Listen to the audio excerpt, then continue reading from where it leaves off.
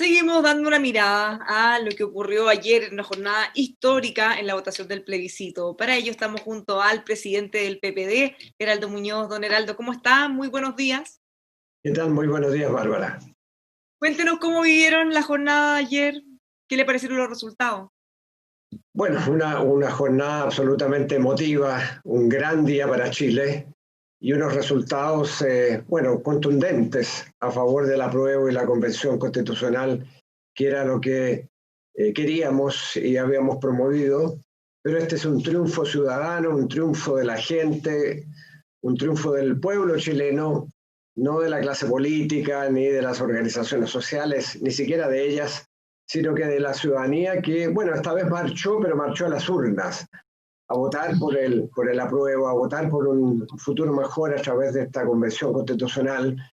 Y creo que pese al dolor y a la rabia que llevaron a las movilizaciones, también yo veo que hay una gran esperanza detrás de esta votación. Yo creo que es un gran día para Chile y será un día épico para quizás esta generación de jóvenes, de mujeres, como fue también para una generación anterior, el 5 de octubre del 88, ahora el 25 de octubre del 2020 será un día absolutamente fundamental para nuestro país. Así que estoy muy contento. Bueno, como todos, he recibido muchas llamadas, correos, he recibido llamadas desde el exterior, de diarios, de Brasil, de Colombia, de Estados Unidos y gran atención internacional a este evento histórico de nuestro país. ¿Y cómo ven desde fuera lo que ocurrió ayer acá? Bueno, más bien preguntan respecto a cómo nosotros vemos el futuro. Y bueno, se transmitían las mismas percepciones que algunos trataban de promover. Algunos me preguntaban, pero esto va a significar que Chile abandona el camino del éxito y va en la ruta de Venezuela. Una radio me preguntó.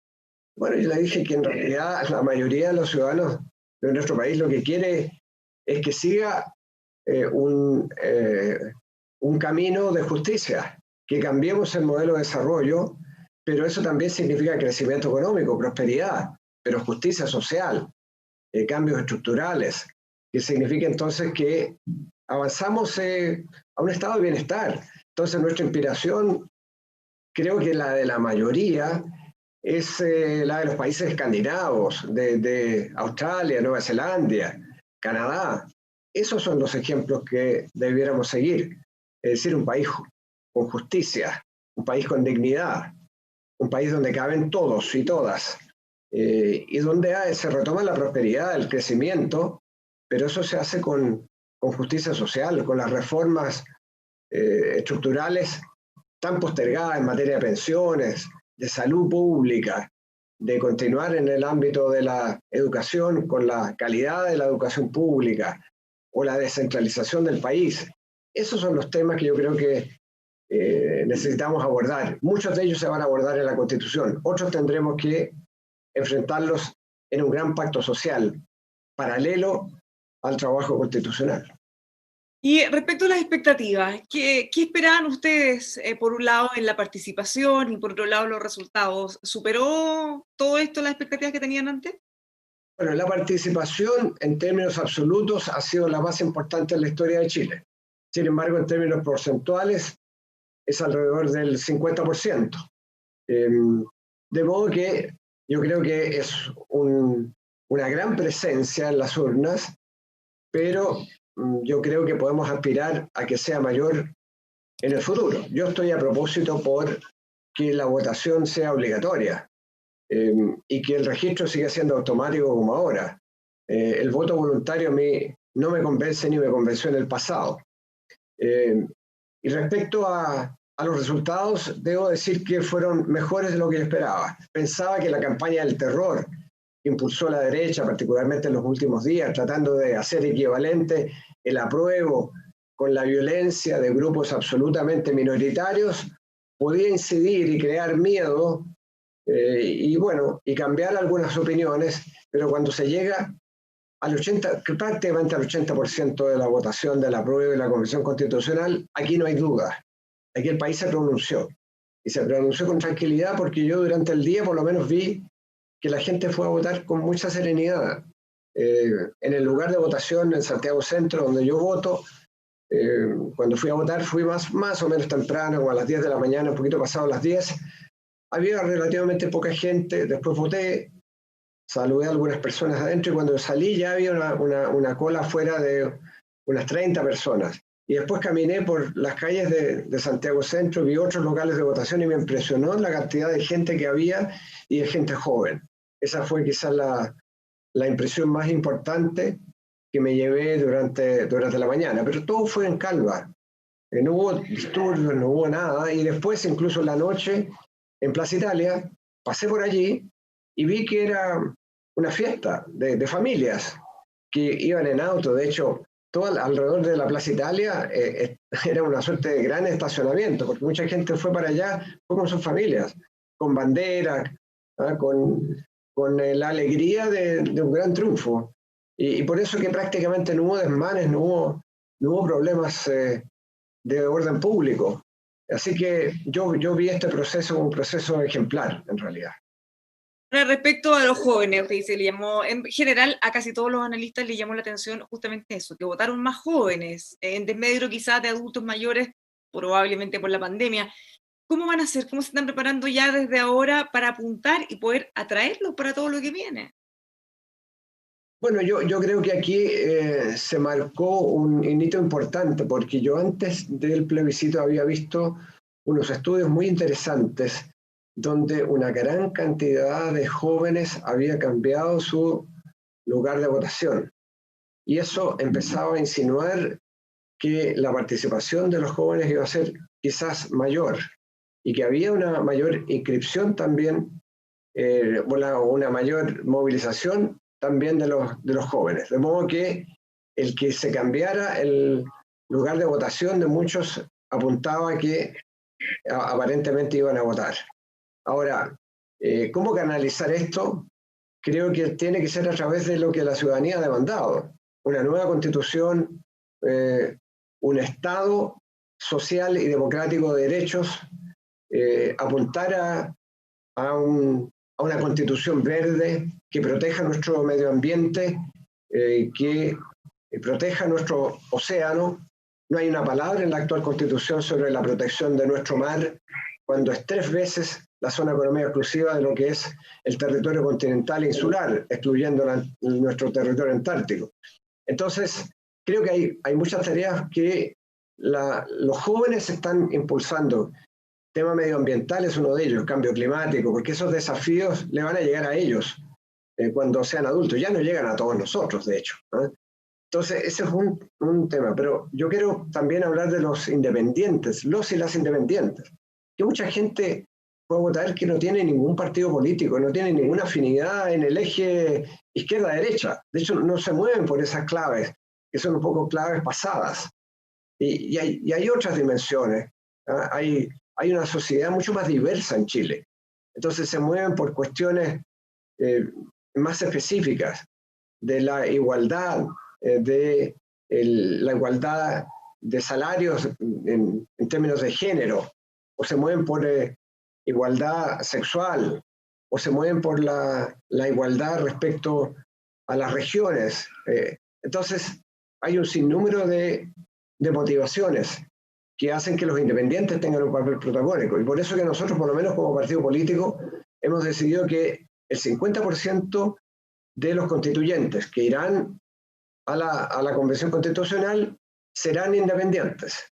Entonces hemos... Perdón, Heraldo, ¿cómo están viendo? Una de las dudas que hemos tenido en estos días tiene que ver, ¿cómo van a conjugar de alguna manera la incorporación de independientes, de estos perfiles, quizá académicos también, entre otros, pero que sean de alguna manera buenos candidatos, porque tienen que ir a una elección? Entonces siempre va a estar la tentación de optar por personas que ya sean conocidas, en desmedro quizás de otras personas que podrían ser un tremendo aporte, pero es más difícil que las elijan. Es un problema que van a tener todos, no solo ustedes. Sí, claro. Yo creo que hay que hacer una buena combinación que permita que las personas que pueden hacer una contribución sustantiva, que son expertos, académicos, también vayan acompañados de figuras públicas que arrastren votos. Entonces las dos cosas tienen que ir de la mano, a mi juicio. Aquellas personas que puedan movilizar votos por su prestigio, por su trayectoria, y las personas que quizás son menos conocidas, pero que pueden hacer un aporte muy sustantivo a la redacción de la Constitución. Así que las dos cosas creo que vamos a tener que hacer un mix que nos permita esa combinación virtuosa. ¿Usted cree que el resultado de ayer puede contribuir a calmar un poco los ánimos, bajar la tensión y la polarización que se estaba viviendo, dado además de lo contundente que fueron?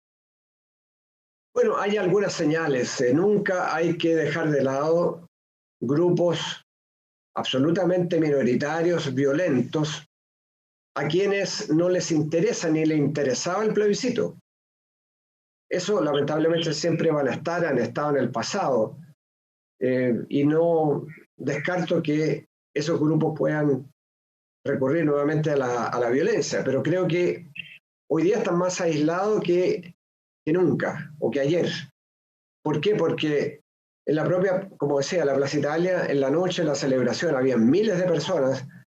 Allí no había un ánimo destructivo, ahí no había un ánimo de vandalismo, había un ánimo de celebración pacífica.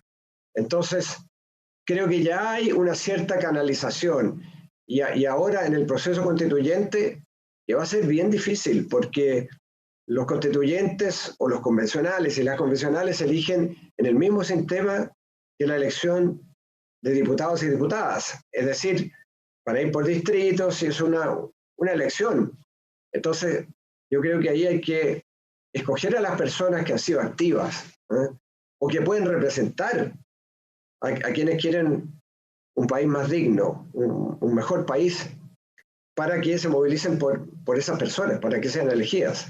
Así que yo efectivamente creo que el proceso constituyente va a canalizar mucho del dolor, de la rabia, porque hay ahora esperanza, y eso me anima mucho a pensar que los sectores violentos están más aislados que hace un día atrás, y espero entonces que se vaya imponiendo un sentido además de unidad de la oposición, pero de unidad nacional también. Ayer nos celebraron juntos. Tengamos una constitución que nos una. A propósito de esa unidad, nosotros ayer lo vimos celebrando todavía por separado. ¿Usted cree que hay espacio para poder construir ese espacio común, pensando en tener una buena actuación en la elección de los convencionales? Bueno, yo creo que aquí lo que ha habido es un mandato de la ciudadanía a la política. Y la política, que está tan desprestigiada, tiene que asumir este desafío para recuperar la confianza de la gente. Algo de eso hicimos en su momento, porque el 15 de noviembre, digámoslo, fue el momento en que parte este proceso. Y ahí los partidos políticos fuimos capaces de sentarnos a la mesa y poder concordar el acuerdo que llevó a la reforma constitucional que permitió el plebiscito de ayer. Y ahora estamos frente a un desafío semejante. La oposición, lo que tenemos que hacer es juntarnos para que nuestros votos, o más bien los votos de la gente, se traduzcan en convencionales, en personas que van a ir a redactar la Constitución. Así que yo creo que será el desafío de tener, ojalá, una sola lista. Y si no es una sola lista, por lo menos recurrir a un plan B de 2 listas máximo. De modo que la derecha, que pese a todas sus diferencias y pese a esta derrota contundente que ha sufrido, siempre se pone de acuerdo, al final se ordena en una sola lista, y por lo tanto siempre tiene sobre representación. Como se va a utilizar el sistema de elección de diputadas y diputados, perfectamente una sola lista que se ordena bien puede tener una sobre representación. Y ahí entonces está la responsabilidad de los partidos políticos de trasladar este mandato ciudadano a una propuesta unitaria, lo más amplia posible. ¿En qué pie quedó el gobierno, su juicio, después de lo que pasó ayer? Bueno, yo creo que el gobierno queda muy debilitado, tuvo en esta duda hamletiana, ¿eh? Dice pronunciarse a favor del apruebo, a favor del rechazo. El último cambio de gabinete fue conocido como un cambio de gabinete del rechazo. Pero más allá de eso, yo creo que esto es una derrota para el programa y para los planteamientos del gobierno, que ya dejó de existir, ya no tiene programa. Si recordemos que el presidente de la República, cuando llegó y le empezamos a proponer desde la oposición una nueva constitución, dijo, no, nueva constitución no está en mi programa y a la gente no le interesa la constitución, una nueva constitución. ¿A quién le interesa eso? Eso es lo que el presidente de la República dijo. Y ahora acaba de celebrar que tengamos este mandato para una nueva constitución. Entonces el programa del presidente ya fue derrotado. Y yo espero entonces que se dedique a administrar bien el país en el tiempo que le queda y algunas de las reformas que ojalá salieran ahora. Pero eso significa que el gobierno va a tener que ceder y escuchar la voz de la gente. En pensiones, por ejemplo. Nosotros como oposición hemos hecho un planteamiento muy serio de terminar con las AFP por la vía de que se separe la administración de los fondos de la inversión de los fondos, que se cree una instancia pública que maneje un nuevo 6% para solidaridad intergeneracional, que exista un paquete de equidad de género, es decir, en definitiva que tengamos un sistema de seguridad social, no lo que hay hoy. Entonces, el gobierno yo creo que tiene ahí una gran posibilidad de que antes que termine, por lo menos que hayamos cambiado el sistema de pensiones, pero de manera fundamental. Y habrá que ver qué es lo que sucede. En el intertanto tenemos muchas elecciones y quizás entonces se sienta tentado a mirar eso en vez de algunos de estos desafíos sociales que están pendientes. Va a ser difícil porque, por ejemplo, la reforma a pensiones que está pendiente, pero en medio de un proceso constituyente en el que probablemente también se va a discutir eso, hacerlo ahora sabiendo que eventualmente después puede cambiar rápidamente, ¿puede eso ir paralizando cosas que sean necesarias abordar rápido? Bueno, pero yo creo que en la Constitución van a estar los elementos fundamentales, ¿no? Va a estar el detalle. Ahí no vamos a hablar de si es el 4%, el 3%, el 6%, no. Ahí se va a establecer las reglas básicas de distribución del poder, eso es una constitución. Entonces, aquí se trata de una ley fundamental, una reforma fundamental. De modo que yo esperaría que el gobierno haga el esfuerzo de llegar a un acuerdo, porque si no, lo que pasa es que el gobierno siempre llega tarde. Cuando se hizo una propuesta de reforma al sistema de pensiones por la presidenta Bachelet, bueno, no hubo acuerdo y hubo oposición de quienes hoy gobiernan. Y resulta que ahora dicen, ojalá hubiéramos aceptado la propuesta de la presidenta Bachelet. Y luego la presidenta Bachelet, al final de su mandato, presentó una propuesta de cambio constitucional. Y algunos dicen ahora, debiéramos haber aceptado esa reforma de cambio constitucional, porque lo que hicimos ahora es mucho más, evidentemente, que esa propuesta, porque las circunstancias cambiaron. Entonces, hasta ahora el gobierno siempre ha llegado tarde y con muy poco. Entonces, corriendo más el cerco todavía. Se terminó corriendo el cerco más todavía de lo que habían intentado hacer. Porque las circunstancias cambiaron. Pero entonces, si no hay una reforma contundente del sistema de pensiones, bueno, quedará en el aire y sería lamentable, porque hay muchos jubilados que no van a recibir un aumento significativo de sus pensiones, y quienes se van a jubilar pronto igualmente no tendrán un horizonte de mayor seguridad, de no tener que caer a la pobreza, alguien que era de clase media porque va a recibir una pensión indigna. Entonces, a mí me gustaría por lo menos que esas cosas se pudieran abordar y resolver. Y si no, lo que habrá es un diálogo, ojalá con los partidos oficialistas, para este gran pacto social del cual yo he hablado, donde vamos a concordar el Chile que queremos del futuro, del 2030. ¿Cuáles reformas estructurales? ¿Cuál es la justicia tributaria? El pacto de justicia tributaria que va a sustentar esto. ¿Qué medidas vamos a impulsar para el crecimiento económico y la recuperación del empleo? Todas esas cosas entonces son materia de un gran pacto social que es algo distinto de lo que va a ser la Constitución, pero muy relacionado. Y para eso necesita, yo creo que un diálogo con los partidos oficialistas y que entiendan la voz de la gente, 80%.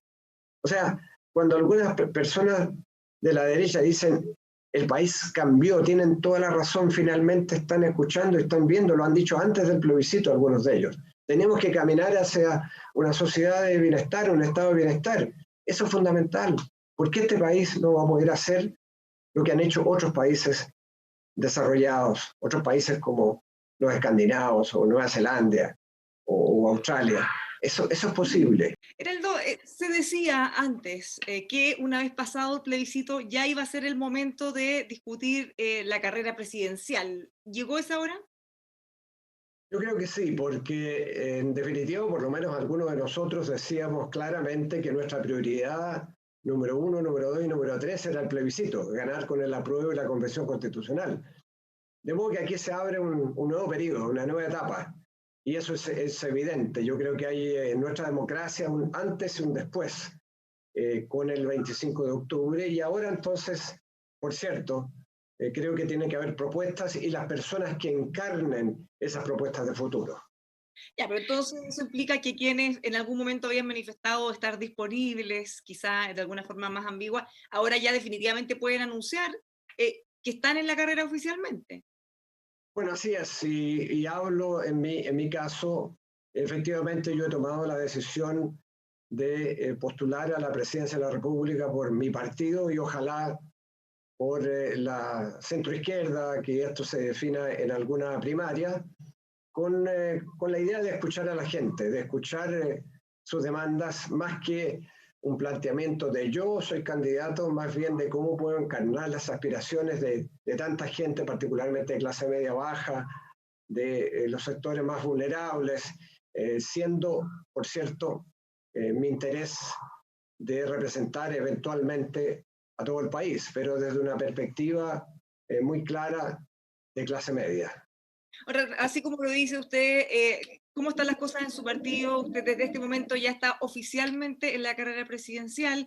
Hace unos días Francisco Vidal había anunciado también que hoy en algún momento iba a anunciar también estar disponible. ¿Qué pasa con el resto del partido y los otros candidatos que al menos sonaban? ¿Qué sabe usted? Bueno, en primer lugar, mi anuncio formal será el miércoles y ahí entonces me explayaré sobre los fundamentos de mi postulación. Y a mí me parece muy bien que otros compitan, es parte de la democracia, y que lo haga Francisco Vidal me parece que está en todo su derecho. Y si hay otros, bienvenidos, que florezcan mil flores. Yo creo que este es un momento donde la democracia se robustece cuando hay distintas miradas, distintas perspectivas. Así que soy optimista sobre el futuro y sobre las postulaciones diversas y el debate que haya sobre el país preferido, sobre el país del futuro que necesitamos todas y todos. Finalmente está definido, Heraldo, cómo se va a elegir si es que eventualmente Francisco Vidal también definiera oficialmente su candidatura y otras personas más de su partido. ¿Cómo se va a elegir al candidato oficial del partido? Bueno, yo hago un llamado a que el método sea a través de primarias abiertas, primarias con participación ciudadana, pero voy a ser muy respetuoso de la decisión de mi partido en caso que se decida una encuesta o que eventualmente sea el propio Consejo Nacional, que según los estatutos es el que debe postular a un candidato presidencial. Así que con cualquiera de esas alternativas, por cierto, yo la respetaré, pero mi opción es una primaria abierta. Muchas gracias por haber conversado con nosotros esta mañana, don Heraldo. Que tenga una muy buena semana. Muchas gracias, Bárbara. Después nos viene a contar detalles de cómo va su candidatura. Ya, pues, ok. Dejamos a todos invitados a que sigan junto a nosotros informándose aquí en emol.com.